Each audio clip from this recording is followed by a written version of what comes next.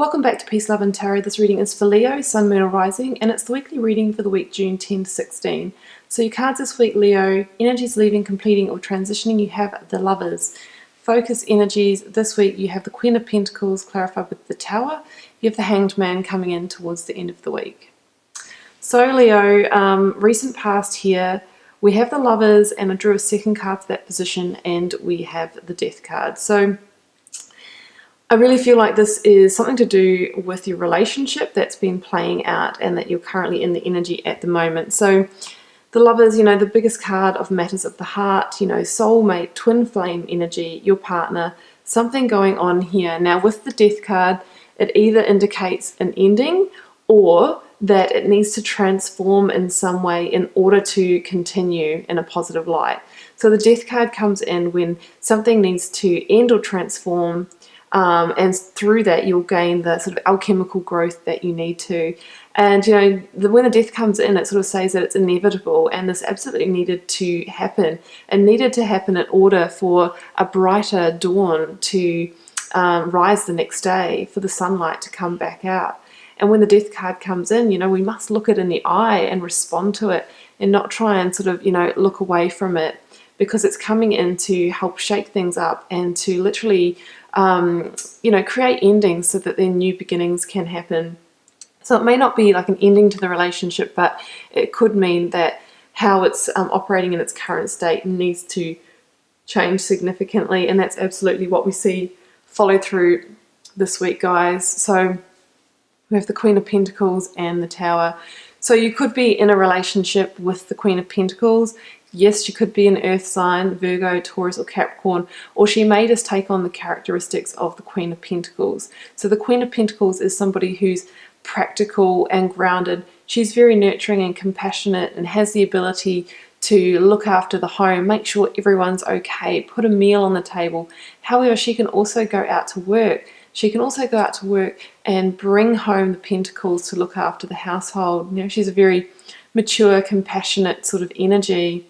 Now, you've got the Tower here, so it really tells me that this week, the universe is stepping in. It's going to shake things up a little bit to get you back on the right path with this relationship. Whether it's ending it or whether it's transforming it, you must let that Tower fall when the Tower card comes in.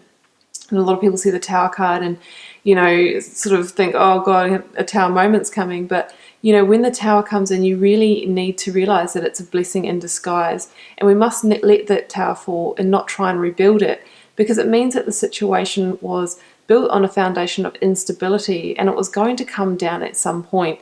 And the message is that if you try and rebuild it on that same foundation, then it's going to fall down again at some point in the future. You'll find yourself in another Tower moment because that foundation hasn't been fixed. So you really need to rebuild something new in order to progress. So with that Queen of Pentacles, if that's not your partner, it could also mean that you need to take a practical, grounded approach to the situation when it arises. So, be in that grounded energy, be in that mature Queen energy. So, the Tower moment, what could it be? Look, it could be an argument that where things come to a head. It could be a revelation about the situation, a breakthrough thought, that kind of thing. It's something that really comes in and literally shakes up the situation and changes it. And it can feel chaotic at the time, but what you really need to realize is that it's here to get you back onto your path. Now, towards the end of the week, we've got the Hanged Man with the Four of Cups. So, this could be the person that you're in that situation with coming back and sort of trying to reconcile things for you, but it really looks like you're not really having much of that at the moment. In the Four of Cups, we see sort of an apathetic figure who's literally sitting and waiting and contemplating. And then we have the Hanged Man energy here, who, is also suspended and sort of waiting for something, waiting for the shift, waiting for a change, buying time, waiting to be enlightened, waiting to know which way to move forward in this situation. So, I feel that that's an interesting energy. And, the Hanged Man is actually the card that comes before the Death card. So it's kind of like maybe I feel you may resist that Tower energy. And, you know, they say that you need to die the death of the Hanged Man to get to the Death card, which is where the transformation comes in.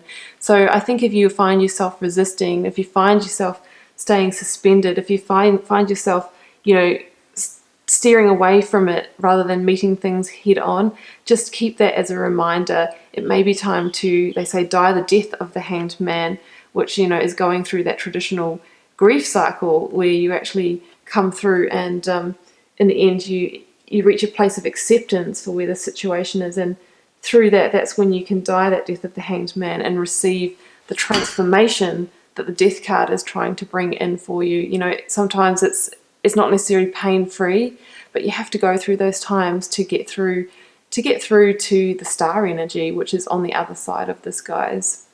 So Leo, that's what I have for you. Best of luck, you know, with that. We all have tower moments at some point in our lives, and we need to let them play out.